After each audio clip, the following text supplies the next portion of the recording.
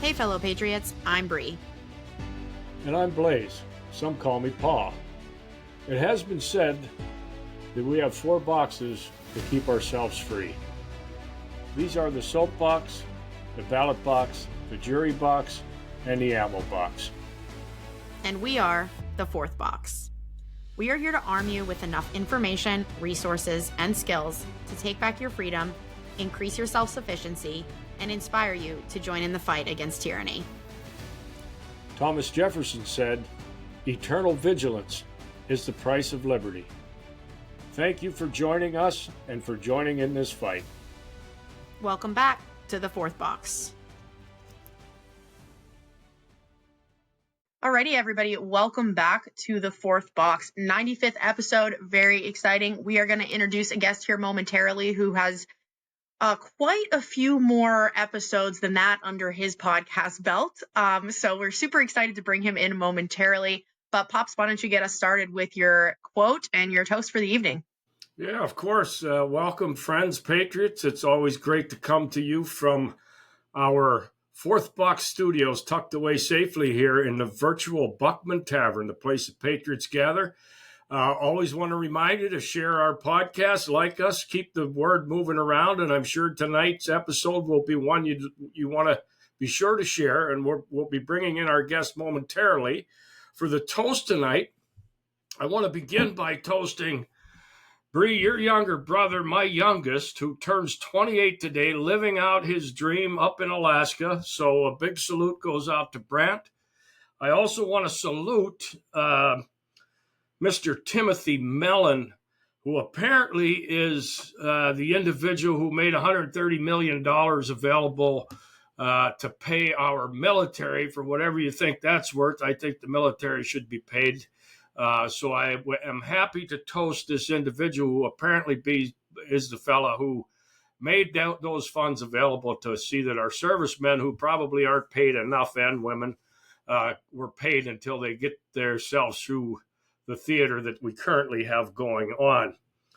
For my quote tonight, I hope it ties in with our discussion.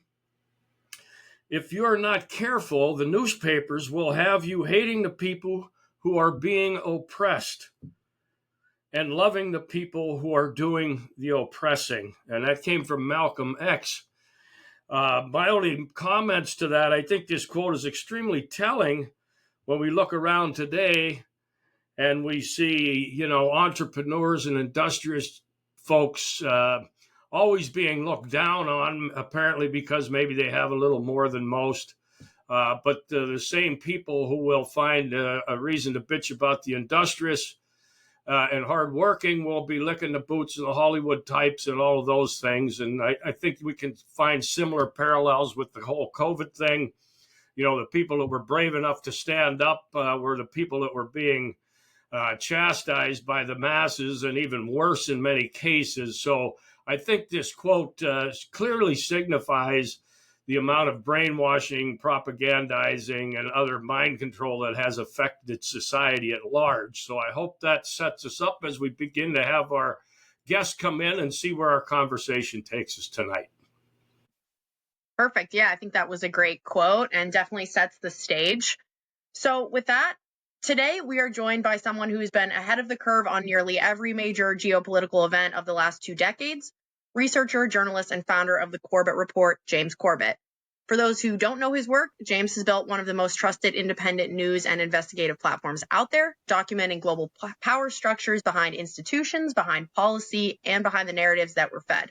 His research is very wide-ranging, covering everything from central banking and global governance to surveillance architecture, psychological manipulation, and engineered consent. We're super excited today to chat with James about a little bit of everything, maybe some digital ID, maybe central bank control, engineered crises, and the role that human psychology plays in all of it. More importantly, we hope to dive into what we the people can do to remain free, sovereign, and self-governing in a time of increasing censorship and technocratic control. So, from all the way over in Japan, welcome to the 4th box, James. Thank you for having me here. Pleasure to be here. Yeah, it's great to have you. We are super excited about it. I'd like to just start by asking for a very brief intro on how and why you began the work that you do at the Corbett Report. So I came to Japan originally in 2004, and really just as a way to kill a year and make some money while seeing some new part of the world, as an English teacher here. But I ended up forgetting to go home. So I've been here 21 years now and counting, have a family here and a home. And it was during that time that I started encountering things online that basically threw me for a loop. Things that, pieces of information that I'd certainly never encountered in my education growing up, and that significantly altered my worldview. And I'm sure a lot of your audience can relate to a rabbit hole moment of going down the rabbit hole and finding all sorts of information. For me, it was things along the lines of 9/11 and false flag terrorism and central banking fraud and what the central banks really are and how they create money and the global warming hoax and many other things besides. So that was the process that got me, for the first time in my life. I had never, ever contemplated starting a website or a podcast or doing anything along these lines. But suddenly I got caught up in it and I decided, hey, it's the internet age. I might as well start one of these newfangled podcasts. I thought I was late to the game. That was 2007 when I started my podcast, but maybe I was early after all. Well, from our perspective, you were early for sure. yeah, but no, I'll go ahead, Dad. Well, I was going to say we've been in this for a long time, and by that I mean the fight for individual liberty and all those things that we hold near and dear to our hearts. We're very strongly based on the Constitution, and I guess I began my effort down that path in 1989 when I left the Pennsylvania State Police, realizing that this is not what government is supposed to be doing at any level, in any branch, and it was far from what I expected. And I was a short-termer in that organization, but it really opened my eyes, like you say, suggest a rabbit hole moment. It's interesting to me that in 2007, we were very much involved with some of the things that were later termed as the Tea Party, where there was a coalescing of like minds. And I just wondered where, do I call you James or Jim? What do you prefer? James is good. Okay, James, do you consider yourself to have been politically involved before this time, or were you kind of brought in, as you suggest, by the 9/11 things and the central banking, becoming aware of some of those things? And did that then influence your activity, or did any of those Tea Party sort of activities that were going on, did that influence you as you began your quest?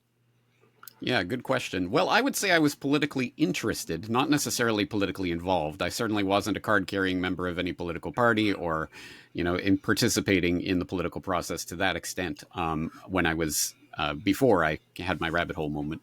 In fact, I mean, I'm Canadian, so I'm essentially some flavor of socialist just by birth and default. And it took me many years to get out of that conditioning and programming. But I came from a largely left side of the political aisle equation. And so, for example, during the war of terror being waged by the Bush administration, I wasn't questioning what happened on 9/11, but I was certainly opposed to the ongoing wars of aggression around the world and the illegal invasion of Iraq and what have you. But I wasn't really politically involved in any of that. In fact, I recall at the time of the mass protests that were taking place just before the Iraq invasion was launched, I remember being in Dublin in Ireland studying for my master's degree in Anglo-Irish literature, and I was sitting there in the Graduate Student Union room doing my studying while the mass protest is taking place outside, and I was just like, oh, they're so loud. So that was the extent of my political involvement. I was against it, but I wasn't out on the streets marching or anything. I see. So it was definitely that rabbit hole experience that really pushed me more into the political dimension. But I think in a more and more realistic way as I learned more about how the world really operates, and that I think a lot of the surface level politics that we're presented with on the nightly news is essentially kayfabe and wrestling for grown-ups, soap operas for civic-minded people. I don't think that's where power really emanates from society or how it's really wielded. And of course. So that's been a long process of me sort of discovering more and more layers of the onion as I slice through them. Yeah. I imagine you're still uncovering parts of that all the time. It's sort of a never-ending onion, as it were. I know that you've produced quite a few documentaries, and I would love to get into your most recent a little bit. just because it kind of flows here into this point, descent into madness. I think the data that you share here is especially important because if you strip away all of the noise around what the general public might label conspiracy or extremism, the foundation of the threats that are facing the global population right now can be attributed at its core to just simple aspects of the human psyche. And you kind of break that down here. Can you give an explanation of what pathocracy is and its effect on global politics? So pathocracy refers to a system of governance in which it is pathological people who are in charge of the system. And that happens for a number of reasons, one of which is that people who are either psychopaths, sociopaths, or that way inclined are people who are incapable or unable to feel the sympathy and emotions that we do as regular people, and thus are essentially willing to do absolutely anything to achieve power. And those are the types of people that generally rise up the ranks in a hierarchical system, and are attracted to those seats of power. So it makes sense that that governmental positions attract those types of pathocrats, essentially. And then the worst part, as I go on to elaborate in that documentary, is that the pathocrats then start molding the system in their own image, which creates a sort of pathocratic society. Society itself becomes incentivized to act more and more sociopathic in order to get ahead, because that's how we get along in this system. And I think that's sort of the fundamental rot that's rotting the society from the inside out. And I like to think that there's quite a bit of meat on those bones in terms of the specific examples that I'm examining in that documentary. But also I try to leave the documentary on something of a positive note, that what it takes essentially to bring down a pathocracy is not some sort of massive revolution, guns blazing and some sort of violent confrontation. It is people simply standing up and refusing to do what they know is not right. And it is that example of individuals standing up and providing that example to others that I think is the sort of the ripple effect that you cannot calculate ultimately where or how that ends. But I think it does actually create a difference in society. Yeah, absolutely. Dad? Yeah, so I guess I'm going to work from the back. I had a question that I was kind of saving toward the end, but I think it might be appropriate to talk about it now for a minute. Since you've been podcasting for nearly 20 years now, and I suppose over that period of time you've had some ability to measure the effects or to get some feel for the effectiveness of the message that you're trying to bring to the public. And where do you think we are? Like I say, I've been in this for a long time, and it often, I think with many of our other guests, it gets very tedious because it does not feel as if we're moving the needle or if we are changing the trajectory. It seems like we're steaming toward the waterfall, and it doesn't seem like anybody's really at the rudder. And we know we all have small groups here and there that are listening. But does it seem to you over those 20 years that there is an overall positive effect, or are we still losing ground? It really depends on what level of analysis and what specifically you are thinking about when you run that analysis. So one example that I could give of something specific that I think has been accomplished by the independent online media over the past 20 years is at least the introduction of the concept of false flag terrorism to the general public. I would say 20 years ago or 18 years ago when I started the podcast, even explaining to people what false flag terrorism is or why the government would attack itself was a concept that people could not really wrap their heads around, and it had to be explained to them very carefully. These days, I think it's taken as a given that people at least understand that tactic exists and understand why it would be useful for people in positions of power to blame attacks on their enemies, even if they stage them themselves. So I think there has been some progress in terms of a better understanding along those lines. But at the same time, if we look at different indicators of progress or lack thereof, I would say that the deep and deepening political division along the lines of the culture war sort of thing that we see, for example, obviously taking place there in the United States, is a sign of regression. And I would say that specifically because earlier you raised the specter of the Tea Party and that sort of mass populist uprising that was taking place in the late 2000s, maybe early 2010s, before it was co-opted and pushed back into essentially, it's a Republican Party thing and it's just a right-wing thing and blah, blah, blah. I always pit that against the Occupy movement, which I think was, in many ways, some of the core concepts of the Occupy movement were some of the same core concepts of the Tea Party movement. It was people realizing that there was an oligarchical financial elite who were puppeteering the politicians and governments, and that we have to be opposed to that financial oligarchy. And I think there was a genuine realization there. And I don't think it was a coincidence that within a span of a year or two, suddenly everything became about transgender bathrooms and what have you. That's what politics is about. It's not about thinking about the financial oligarchs who are, puppeteering trillions of dollars in the economy. No. Now we must fight about these cultural issues. I think that was done on purpose. And I think it's been an incredibly effective tactic, to the point where now I don't think there's much space in the conversation whatsoever to actually examine the roots of these problems or what may be behind them. And so in that perspective, I'd say we're definitely losing ground. But if I was looking at the bigger generational, perhaps century-long cycle of where we're at and where we're going, I would say that there is a cultural phenomenon that is taking place that is being steered by technological developments. And I put this in the context of a different documentary that I did a few years ago called The Media Matrix, where I looked at the past 500 plus years of the development of mass media, from the Gutenberg Revolution to the Gutenberg 2.0 revolution of the internet and everything in between.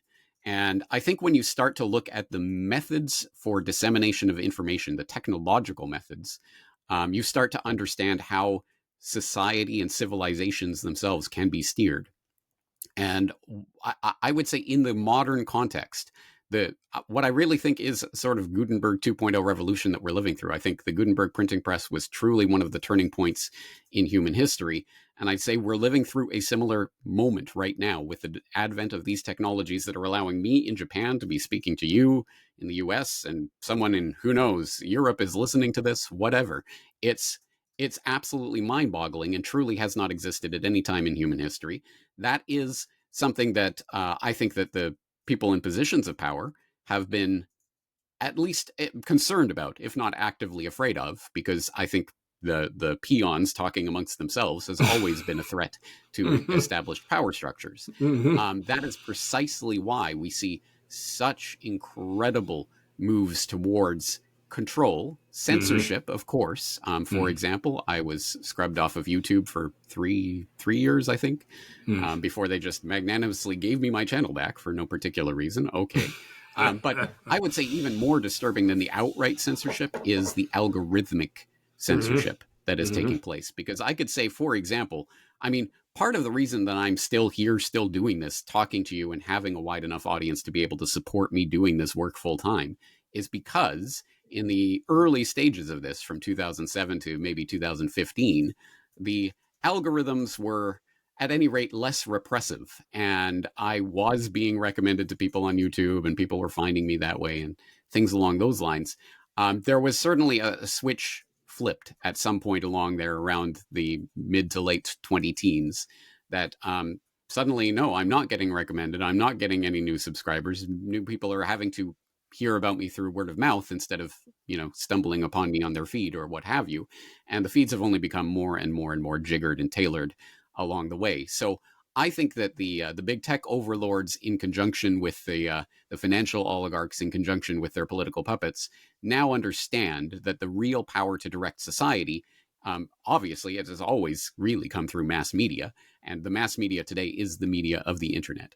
And at this point, I think there's so much invested in making sure that only approved messages get pumped by the algorithms. So I think this is really the fight that we're waging today, even though most people don't really even understand that it's happening. I think that's absolutely true. Yeah. Let me ask you this, James. You kind of have an interesting vantage point because you are coming from Asia with this podcast and the work that you're doing. I think that in America, we can be a little bit closed-minded, and we're thinking freedom only exists here and this fight only exists here. But it's much more global than that. And we try to talk about how the enemy is a global enemy, and our comrades in this fight are a global population. So we have a lot of people that we should be able to work with and team up with here. I think you've got a better eye on just how many people in other countries are engaged in this. Can you speak a little bit about what you're seeing in that regard? Certainly. And I would say most, when you talk to a lot of people who are well traveled, they will say ultimately it comes down to human nature and humans are humans.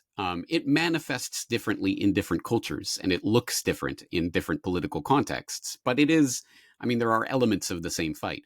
Having said that, I think there is something about the fact that so much of the libertarian mindset and philosophy and history is embedded in the English speaking world, coming originally from England and John Locke and people like that. Obviously, the American Revolution being incredibly important in that. That yes, I mean, it's not for no reason that Americans tend to think of America as the place of freedom, if only because of something like the First Amendment, which I hope you are appreciative of just how rare and special that is in the world, because most places in the world do not have something like that. And in fact, even here in Japan, there are laws, for example, you can leave a bad review of a restaurant or a business or what have you, and you can be sued for that review, even if it's truthful, even if you only speak the truth, because it is libel or slander or whatever the equivalent is in the Japanese legal system. So there are all sorts of things like that that should not be taken for granted. Having said that, again, I think that there is fundamentally in human beings a desire for truth. I think we are truth-seeking beings, and I think we are also there is some sort of spark of human freedom, of liberty, that I think does absolutely motivate people around the world. And it is a question of finding those allies around the world and finding how to interact and support each other. Because ultimately, my view of all of this is that people are always talking about who's at the top of the pyramid and, who is that person or that group. And then if we can eliminate them, then we're in Shangri-La. But I would say Descent into Madness is an argument against that. No, there is a pathocracy that is in place because there are pathological people all over the world. And if you vacate those seats of power, there will be people who will be happy to jump into those vacated seats of power in a moment. And so the point is to fundamentally flip over the table and completely disregard that hierarchical view of humanity. No, it is, again, to use like the Occupy slogan, it really is 99% of humanity versus the very, very small percentage that is actually puppeteering these moves and trying to steer and engineer civilization.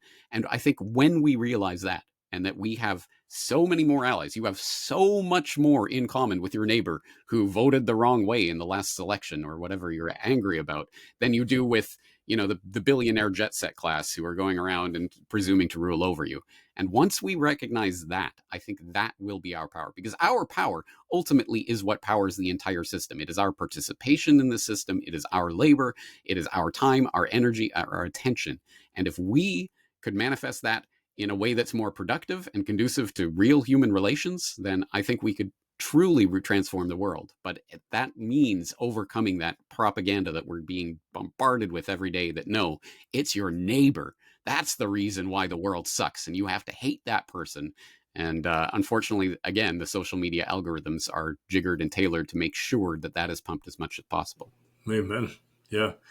Well, one of the things that I find hopeful in some of the things you just mentioned would be the very beginning when you made the observation that at least there are folks now that are willing to consider false flag type events. They are willing to consider that maybe the government is not looking out for your best interest. And if we can get people just to accept considering that notion, then maybe there can be a windfall and a spreading of our efforts. Because I think we're all of us that are involved, as you have been for a long time, and we have been in a different atmosphere, but in the same battle. I think we have recognized that what we need is the masses to recognize how badly we're being oppressed by the few, and they are keeping exactly us fighting amongst ourselves over this trivial theatrical nonsense when that has nothing to do with our lot in life. And I think as we all make an effort to wake people up to this notion, finding a way to coalesce, finding some leadership structure that can take this energy, I think is the next step to becoming successful with this effort. I can agree with that to the extent that I think that to the extent that humans act in concert, in groups, in organizations. Absolutely, we do need those types of leader-like people who come along and can articulate a vision and show people a path forward. Absolutely. But when it comes to hierarchical structures, where what we need to do is elect better politicians to help run the system, that's where I diverge, because I definitely think that the state itself is illegitimate. And ultimately, I believe all human relations should be voluntary and consensual. Absolutely. And what you do with that is completely up to you, obviously. As long as you are engaged in voluntary consensual relations with others, great. Do your thing. But that to me has to be the moral bedrock of this. So when we talk about leaders, people who are just charismatic and can articulate a vision and can show people the way forward, great. But people who presume to rule over others, I think it's the wrong. Absolutely. I think it's a matter of charismatic people that can bring these individual efforts that largely all have the same goal. Somebody can help bring this together, not sit at the top on some pedestal themselves, but to bring people together, to put that energy in one spot to achieve a common goal. Where it seems like we have all these various factions, different names of groups, but largely, as you point out, the Occupy group largely had many of the same desires that we, the libertarians and the constitutionalists, just leave me alone. I think we all had very overlapping tendencies that we were working toward. I agree. And that's the vision that I'm constantly attempting to articulate. I should really do the deep dive on Tea Party Occupy, because I really do think they were two sides of the same coin, but that they got co-opted and perverted. And I think that story, if properly explained to people, would be instructive of the world that we're living in right now. Because the world we're living in right now is the result of the taking of that populist movement and the splitting it into two. Sure. Yeah. Absolutely. Yeah. And I mean, that group together sort of solves our problems, right? Like when we can make those two groups realize you are actually one and the same, that solves our problems. And unfortunately, we couldn't make those two groups align when COVID happened. And now we're facing this complete technocratic Big Brother surveillance state. And I wonder, is that going to happen again? Will we have learned anything from the last 5 years, or are we going to walk in line, in step, the same way that we did 5 years ago? And I wonder what your thoughts are on that. Yes, that is a good question. What lessons did we or did we not learn from the scamdemic years? And it has occurred to me that perhaps the key part of what happened there, and that was something that I was attempting to articulate at the time, was not that it was about this particular virus or whatever was or was not spreading or whatever was going around. It wasn't about that. It was about the control that came with that. So it was about the erection of the biosecurity state, of course, and all of the infrastructure for the lockdowns and vaccine mandates and what have you that was put into place to some extent during that time, and has only been furthered with the new WHO pandemic accords, which thankfully the United States is not a signatory to. They have already opted out of that. Great. But there are a lot of countries, including my home country of Canada, that are now signed up to this new pandemic accord. So that's not good. But also another key part of this was about the wedding of the technological infrastructure for the enforcement of such measures into our everyday lives. And I wrote an editorial recently on public life is now a subscription service, where I took the cue from, as techies might know, SaaS, subscription as software as a service, which is the fact that, you used to go to even a store way back in the day. I guess I'm revealing my age here. You'd go to a store in the mall and buy software, as in like floppy disks that you then take home and physically load onto your computer. Of course, you don't do that anymore, Grandpa. No, now you, of course, you get it online, you download it online, and even so, you used to actually have the program, and it would be a program that, again, that you installed and you'd have, and you could upgrade or maybe pay for upgrades or whatever. But now that isn't how it works. Adobe or whatever kind of software you're looking at is a subscription service, and you subscribe, and as long as you are subscribed, you can get that software. Well, now I'm starting to see that basically participation in public life, in the public sphere, is becoming a subscription service. And I had this experience quite specifically. I was recently in Malaysia for a conference, and while I was there, all I had was my cash that I had converted at the airport. I did not have any, electronic payment thing. I didn't have. I didn't even have cell service. So I did bring my slave device because unfortunately we do need our fondle slabs for almost everything these days. But it wasn't connected to any service or anything. So I couldn't actually get any data or what have you. So I found out that one morning when I was just trying to have breakfast, I couldn't pay for it here because they only accepted electronic payments, or I couldn't get it here because this restaurant, no, you have to order through the QR code. There's no waiter. There's no one going to come and take your order, et cetera, et cetera. It took me like an hour just to get breakfast. And it was this big rigmarole of a process. And it really struck home that so much of our life now is embedded in this digital infrastructure that we're not really aware of because, again, for most Malaysians going about their daily business, they have whatever app or they have the subscriptions, the cell service or what have you, so they don't think about it.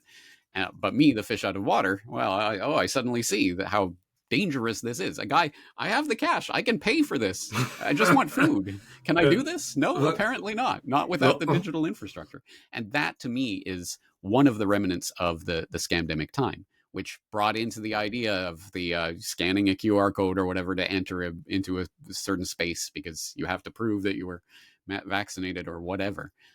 That, to me, is part of the legacy of that. And if we have not learned the lesson that is not the way that we want to organize our society, if we haven't learned that fundamental lesson, then maybe we haven't learned the lesson of the last few years. Yeah. Right. I've always thought that as much as anything, that was a test balloon for the globalists or these behind-the-scene puppet masters. Really, I think they learned so much, when this country knelt down, and I suppose others around the world followed our lead, and we just largely went to our knees and people didn't go to church on the highest Christian holiday of the year because their governor said you're not allowed, and they didn't go to their workplace, and hundreds of thousands of businesses, family businesses were shut down, and we just knelt. And I'm not convinced yet that we learned the lesson that we needed to. And I think those in the controls of power learned such an important lesson for their side of the equation that all they have to do is scare the hell out of everybody, and they can steer us down any path they want us to go. It's terrifying.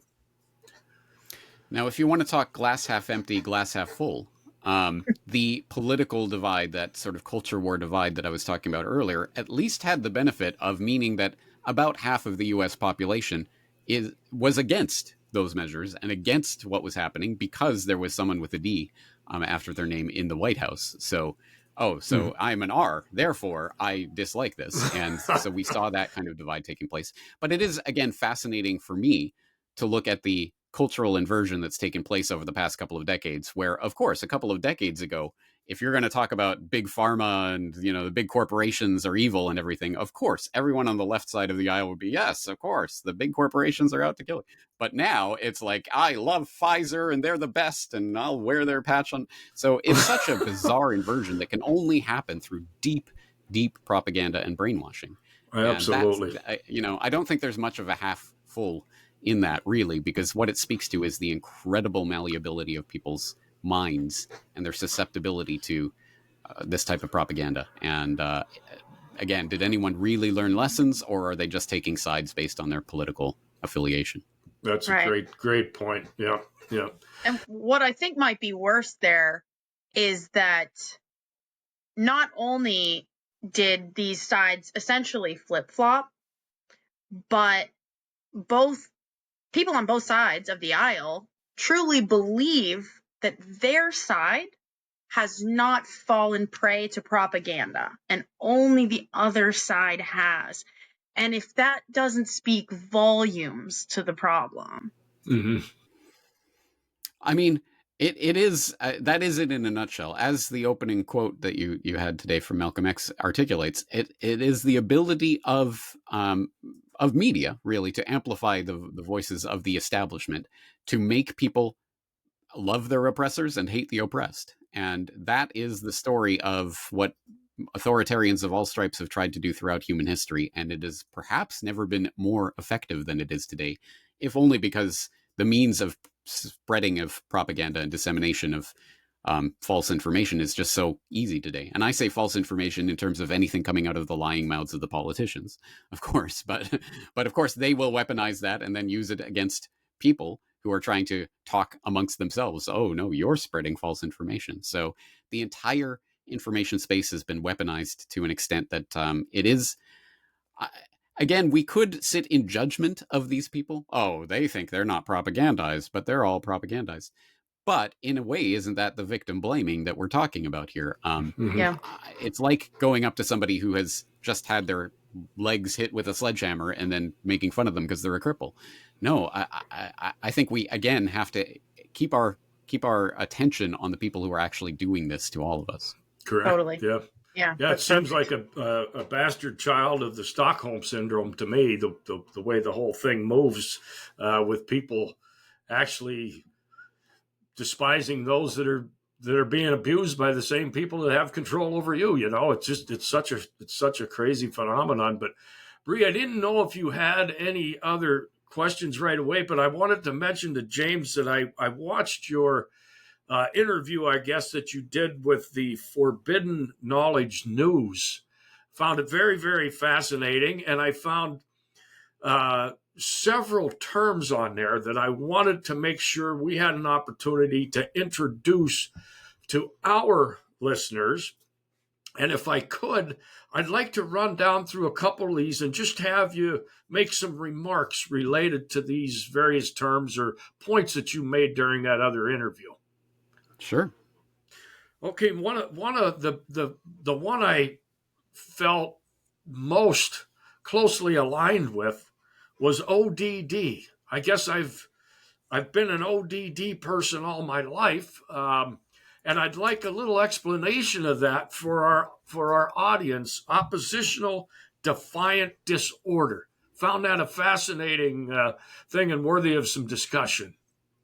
It certainly is, and I think it was first brought to my attention by Dr. Bruce Levine, who I've interviewed a few times, and in one of our conversations where we were talking about the DSM, the Diagnostic and Statistical Manual of the APA, the American Psychological Association, which is referred to as the Diagnostic Bible for psychiatrists, because this is the document, it's not an official government thing, it's not a regulation, it's not a law, it's just a publication of the APA, but essentially it becomes the standard for care almost all around the world. People care about what's in there, and they get to decide what is a mental health disease or a problem, and by that they can take anything, put anything in there, and take anything out as the politics demand.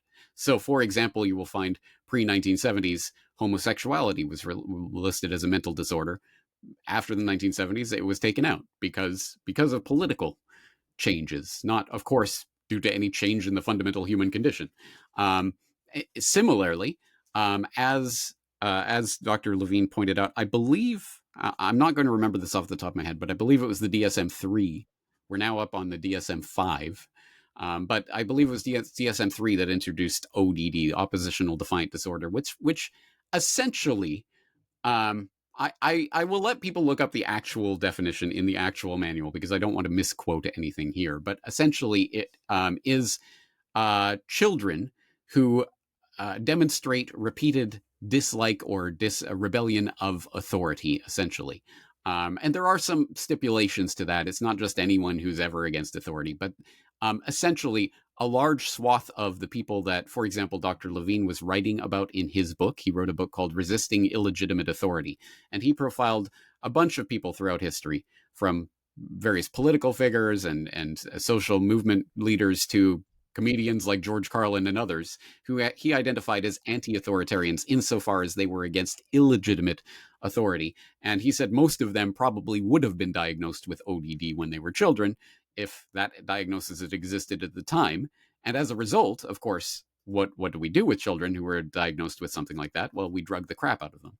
And that is unfortunately part of the epidemic that is now, certainly in the United States, a vast overprescription of psychotic medications for children, which I think is just an absolute travesty that has resulted from, again, this essentially political, arbitrary diagnosis. Absolutely. Which is obviously meant to essentially squelch future dissent.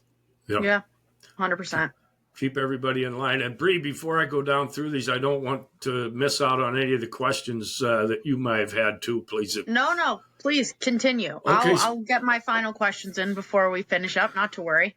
Okay, James, could you then talk just briefly on the anarchia, I think is how you said it, the Benjamin Rush. Yes. So Benjamin Rush, known, I think even the APA calls him the father or the godfather of American psychiatry. One of the founding fathers and someone who was practicing whatever passed as psychology or back in the 18th century. He diagnosed a number of conditions, including anarchia, which was an excess passion for liberty or something along those lines. Essentially, this was formulated in the wake after the American Revolution. Look, we've got our Constitution, we've got our government, guys, so just stop with this liberty stuff. No. Now you have to listen to the government. And obviously we saw the Whiskey Rebellion and other things rising up right after the American Revolution because, hey, we still want freedom. we didn't do this in order just to have a new gang of rulers presuming to rule over us. And so as part of an attempt, I assume, to squelch that type of dissent, well, why don't we just say there's an excess of passion for liberty that threatens the benefits of heaven to the United States. So we better squelch down on it. And the types of, treatments that he employed included all sorts of essentially torture tactics, using nails to poke people and keep them upright for hours at a time, and all of these things, including literally techniques that were designed originally for the taming of horses that were then employed on these people. Just absolute nightmarish stuff. Yeah. It's crazy that I know you got more, Dad, so I'm going to let you jump back in there. But I just want to say it's so crazy that you think about the lives that we're living today and we think, this is a new attack on freedom. But this was quite literally one of the founding fathers. So this is actually a tale as old as time itself in America. Yeah. And I suspect that maybe my penchant for being an anarchia patient or a person that's afflicted by this is maybe because I'm living and have spent all of my life right here in the area that the Whiskey Rebellion took place. So maybe some of that has found its way into my blood. But anyway, James, another point that I found particularly interesting: all political dissent will be pathologized, which I found that to be a term I wasn't completely familiar with, but I picked up precisely what it was leading to. And I found that statement to be most interesting, especially because I think many of our listeners would largely be deemed as dissenters. Yes, absolutely. Well, this is, I think, ultimately the dream of any would-be dictator, is to be able to say that any opposition to me is madness.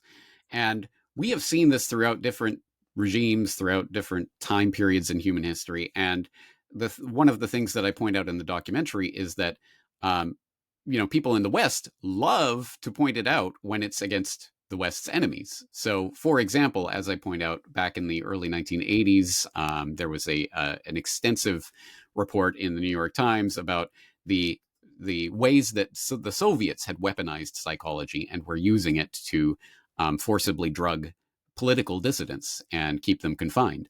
It was an easy way of dealing with them. Just put them in the madhouse and say they're insane and drug them up. And quite rightly, I think critics in the West were pointing that out at the time. Hey, that's horrendous. That's horrific. As if it never happens in our own society. Not only demonstrably does that happen, but it is increasingly being wielded as a weapon. And we've seen hints of this. Thankfully, I don't think they've manifested into political reality yet. But we have seen, for example, people... I can't remember which state legislature it was, but one of the state legislatures, there was a member that was proposing a bill that would literally create a mental diagnosis of Trump derangement syndrome. If you dislike Trump, you are literally mentally ill. And one can imagine where that would go in the future. Same thing, of course, from the other side of the aisle. They tend to diagnose... It's a phrase that we use to dismiss people. Oh, they're crazy. But when we throw around language like that in a casual way, we tend to forget that that actually can imply an actual diagnosis and can imply actual institutionalization. So it's not something to be thrown around lightly, I would say.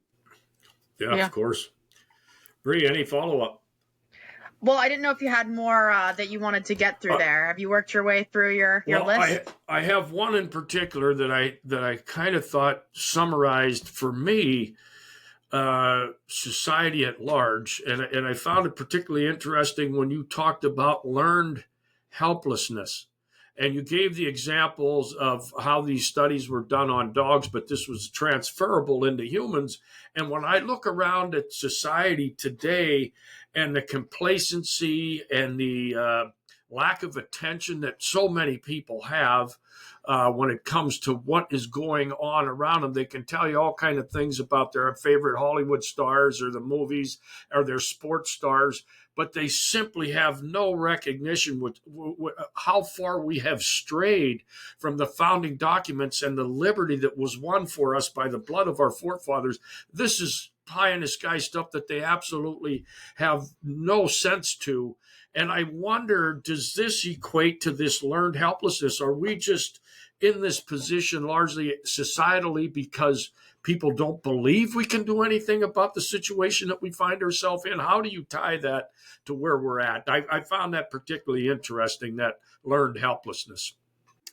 I think there is an aspect of that playing into this. So for people who don't know, yes, the learned helplessness, I believe, comes from experiments that I believe came from the 1960s.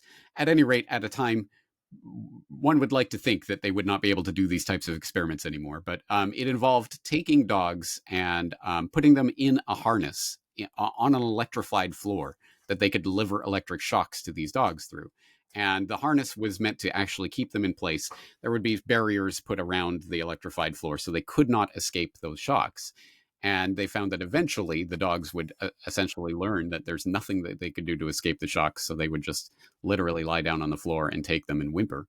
And they then found that even when those barriers were lifted and the harness was removed, the dog had so thoroughly learned the lesson that it could not escape the shocks that it did not even attempt to escape the shocks. It simply sat down and took the shocks and whimpered.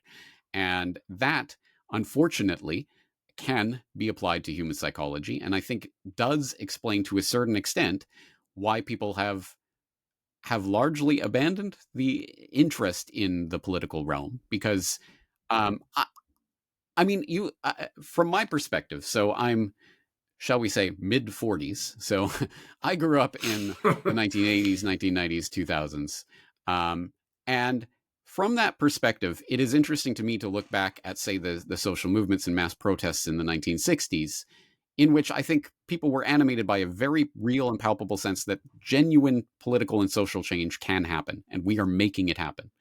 But then I look at, say, the Iraq invasion pre-protests in 2003, millions of people around the world out on the streets, didn't change anything. It was briefly reported on the news and then business as usual. And I think we have gotten so used to that younger generations can't even fathom that a large-scale protest movement or something would actually have any effect. And I think there is an element of learned helplessness that goes on there where, okay, whatever. It's at best, it's a spectator sport, and we're just buying tickets for the front row so that we can see, oh, wow, look at how Trump owned the libs, or, oh, hey, look at what this guy did, or whatever. It's just it's just entertainment, another form of entertainment. And I think there is an aspect of it that it is, people have just internalized the idea that they have no say in this process. Yeah, well, absolutely. That pretty much aligns with what I had been thinking. I really did want to hear your perspective on that, because I found that statement to be particularly troubling if we, as a society at large, and if you're in your mid 40s and a group, and you obviously are much more dialed up on topics than the majority, but if that's what that age group feels, the chances of us changing this through some peaceful means appears to be daunting at very best. Yeah. So I know we're kind of already running short on time. time always goes fast during these things. So I've got a couple more questions I'm going to try to squeeze in. The first one was not going to be asked until you just brought this up, Dad. So this one's on you. The experiment with the dogs, I actually brought this up not that many episodes ago, but in a much different light. And it was right after everything with Charlie Kirk happened.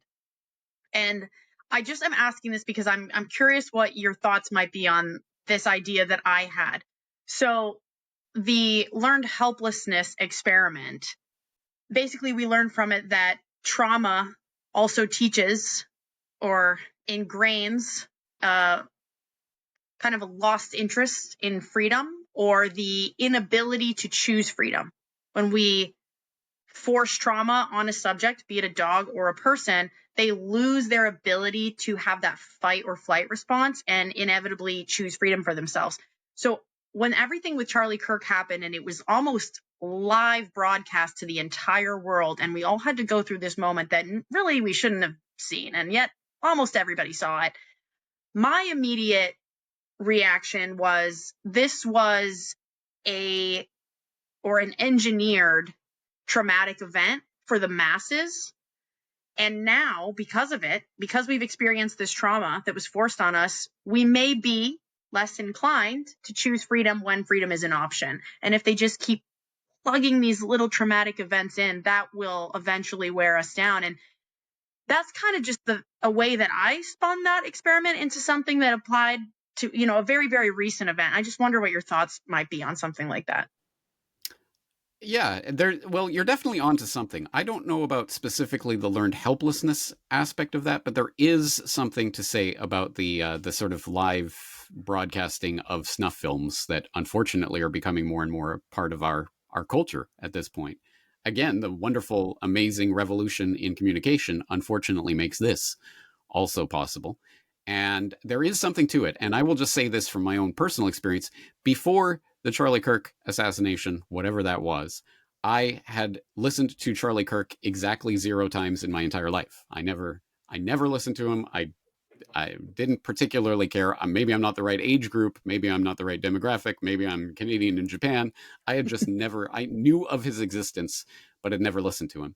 So when that happened, I continued to not listen to him or devote my mind time to Charlie Kirk. And specifically, you say almost everyone has seen that footage yet. I haven't. I still haven't, and I am not going to subject myself to it. Much to the surprise, I think, of a lot of my audience who thinks I'm going to be in there examining every frame of footage so I can see exactly when and how he died and look at the blood and, oh, look at this. No, I find that preserving my cognitive liberty means at times not subjecting myself to the things that everybody is seeing and talking about because everybody is seeing and talking about it. So I have some sense that you are right, that these types of grand events, these grand televised broadcast events that are seen by everyone, are leading us in certain directions and trying to manipulate us into certain mindsets. And that is why I do actually try to preserve my cognitive liberty by sometimes just purposefully avoiding some of these trending topics. Excellent. Yeah, for sure. The reason that I had the thought that I did was because, and it probably does apply more specifically to the younger age group who is, always on social media. When it happened, the algorithm, it was the one thing that the algorithm didn't catch. If I say vaccine, the algorithm's going to catch it in 25 seconds. But this was like the goriest thing. And yet there it was for everyone, I don't know, mid-30s under. And nothing blocked it. You couldn't avoid it. If you opened your phone, it was right there. And that was alarming to me because that felt engineered. Because anything else is going to get picked up, but that didn't. It just kept being shown and shown. And I thought, that is giving me a vibe. Something is not right there. And this goes directly into my next question. There is going to be an incoming wave of digital ID threats, surveillance state threats. This is a very real thing. And you are someone who was 25 steps ahead on what happened with 9/11. And now we're seeing something coming into play that 5-10 years ago, there were murmurs of, and now it's here and it's on our doorstep. And I do want to talk about solutions. So this isn't just a, doom and gloom question, but I do want to know what you think people should be prepared for with this. Yeah, to some extent, that's the question for all the marbles, because once things are locked down with a digital currency tied to a digital ID that are centralized in government hands, that is the ultimate dream of every dictator throughout human history. So how do we prevent that, and what do we do about it, is the ultimate question. But I will say this. First of all, I think we should stop thinking of the digital ID as a singular thing that is coming at some point in the future that will be presented to you, and you will be able to make some grand gesture of, no, I will not do that. No, to some extent, what we think of as digital ID is already here and functioning through a million different things that we are already using that are part of this digital public infrastructure that just needs that, government card or government wallet or whatever it is to tie it all together. But it's already operating, and it's everything from the age verification to the biometric details that you're handing out when you cross borders to the mobile driver's licenses and other things. The real ID even is a step towards that digital public infrastructure. So it's already existing. They're just trying to find the right way and the right opportunity to introduce it to the public as the fait accompli. And maybe it's some spectacular false flag event that galvanizes, we must get some sort of government intervention in here, some sort of spectacular digital false flag, perhaps. At any rate, that once we get out of the mindset that it's something off in the future that we have to worry about, when we cross that, there will be a certain bridge that we have to cross, and we can just all say no. Once we get out of that mindset, we can start to confront it as it already exists. And I think the only tool we really have at the moment is using that space for opting out anywhere, everywhere, every time possible. And I give the example of recently here in Japan, I had to replace my ATM card because it was wearing out. And so, as I have done a few times in the past, I went to the counter, the actual banker, and said, hey, I need a new card. And suddenly this time, it's not like I can just fill out a form and get a new card. No, this time, you've got an app. You just got to download the app, and then go in here, and you order it. And I specifically said, no, I'm not downloading your stupid app. No, we are going to do this the old-fashioned way. I know we can do this without getting an app involved. And so I was the butthead, and it took longer, and everyone was rolling their eyes and not happy at me. But at any rate, sometimes you have to be the butthead. And if there are not buttheads out there carving out that space for the opting out, then we're going to lose it. It is going to go away. And I know that it's maybe an uphill battle, because for younger people who are just growing up in the system, whatever, it's an app, who cares, grandpa? Right. But again, unless we articulate why it is we're doing this and why we need to do it, people are not going to preserve that space for the opt-out. Absolutely. Well, it looks like we got you that last question squeezed in just in the nick of time. We don't want to keep you, but we will share all of your links in the show notes. If there's anything else that you want us to be sure to share, please let us know before you take off for the night. Okay, will do. Thank you very much. All right, James. Thank you, James. We really appreciate it. Yeah, thanks for joining us. Pleasure meeting you. All right. So there is so much that I would have loved to ask him. I know we both had a ton of questions. The one thing that I did hope to ask him before we were finished up for the night was about his. So if you go to his website, which I think is the very first most important step, CorbettReport.com, you will find just an onslaught of information. There are a ton of documentaries. There are a ton of podcasts that he does himself. He's on a ton of podcasts there. I mean, everything. There's books, all kinds of great stuff. But he does one podcast series in particular called The Solutions Watch. And this is really James Corbett's main mission. He is an incredible safe haven for free thinkers, and he is truly a truth teller like almost no other in today's day and age. But above all else, he dedicates a ton of time to what the solutions are. And often they are simple. They are just like the solution he just presented to us. It is opting out when you can. sometimes some of this stuff you simply cannot walk away from because that is the life that we live in. When you can, you refuse, you dissent, you deny, you opt out, you disobey. And I would highly, highly recommend anybody who's interested in stuff like this going to the Corbett Report, CorbettReport.com, and checking out Solutions Watch specifically, because I think these are the things we should be focusing on. There is so much bad in the world, but there are still solutions every single day that all of us can take part in. So with that, I'm just super happy that James was able to join us tonight.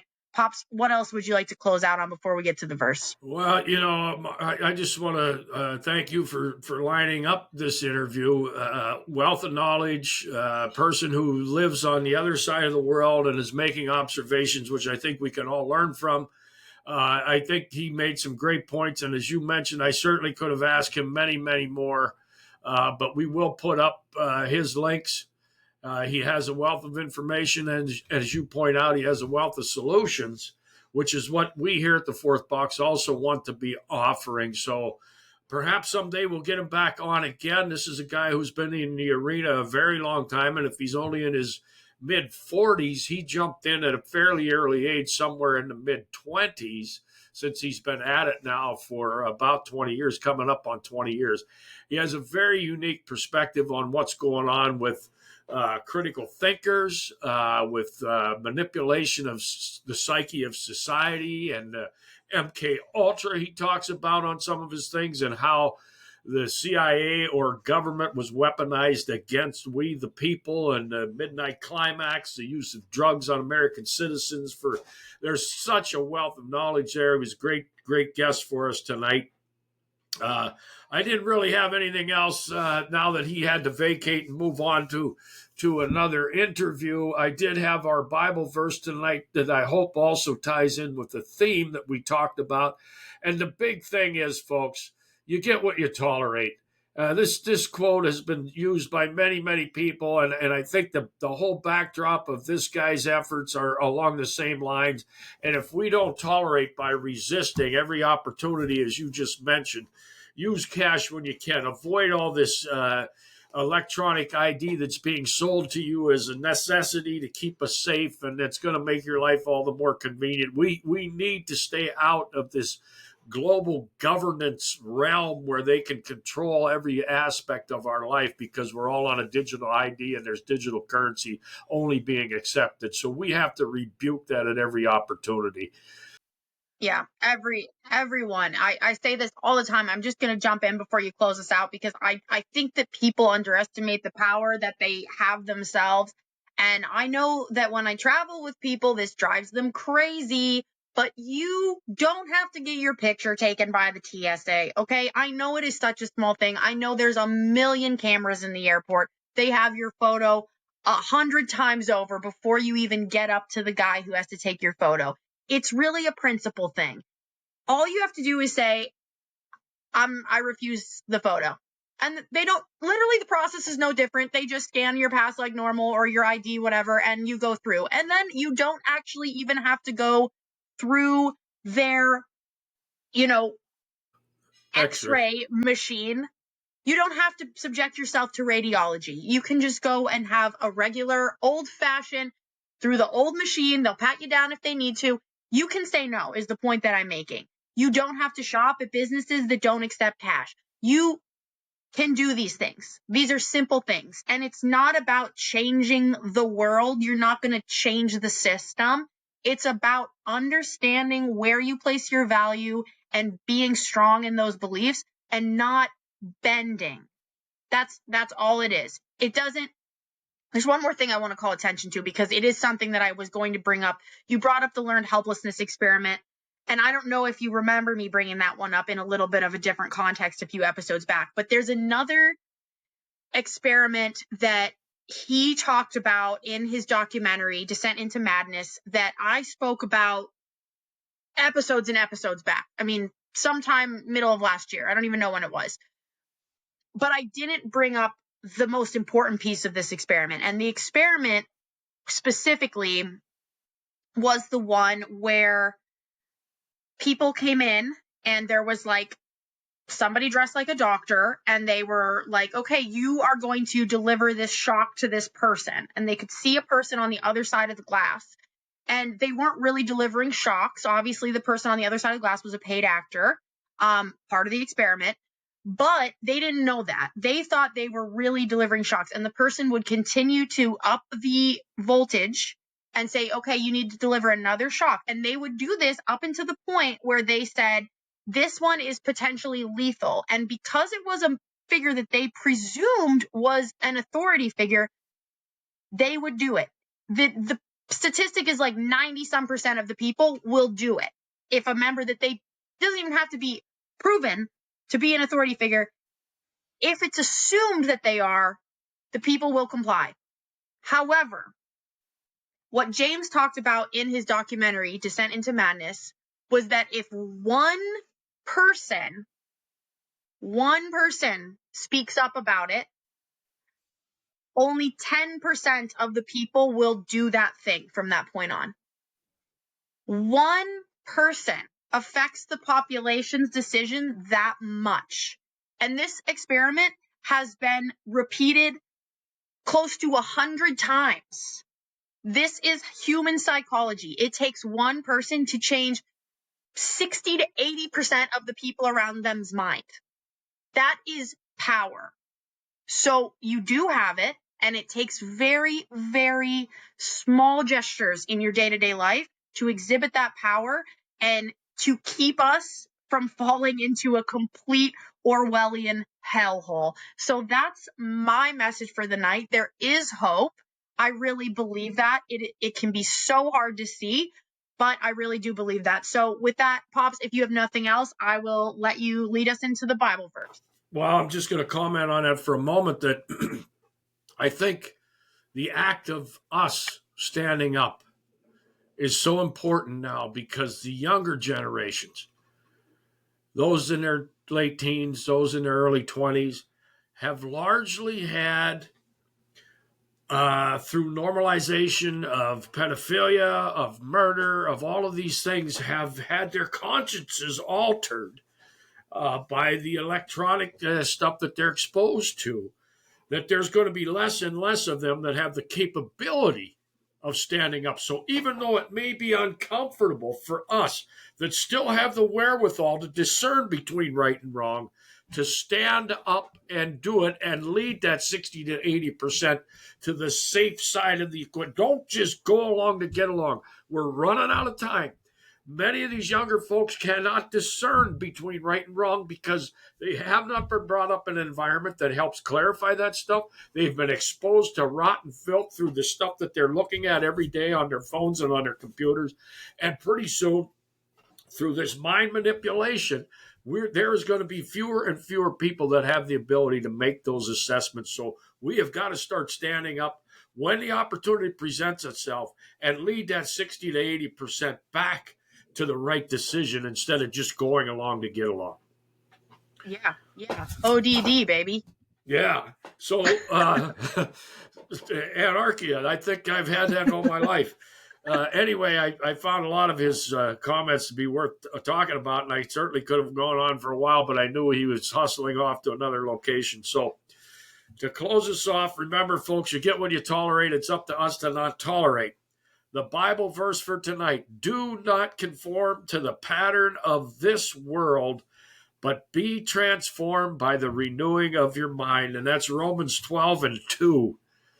So great guest tonight, Bree. Thanks for lining him up. I'd certainly be happy to have him back on again. And until next week, stay vigilant. Good night, everybody.